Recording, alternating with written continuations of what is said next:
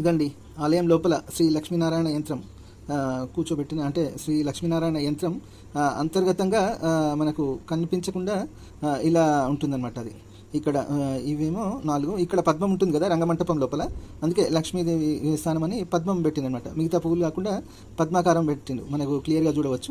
ఇక్కడ స్వామి, అందుకే యంత్రంకి 3 వైపులా ఓపెనింగ్స్ ఉంటాయి కాబట్టి ఇటు ఇటు ఇటు ఓపెనింగ్ ఉంది. ఇటువైపు కూడా ఓపెనింగ్లో గర్భాలయంకి స్వామివారు కూర్చుంటారు కాబట్టి ఇక్కడ వైపు ఓపెనింగ్లో స్వామివారు అనమాట. అందుకే ఈ ఆలయాన్ని అందుకే క్లోజ్ చేసి ఉన్నది.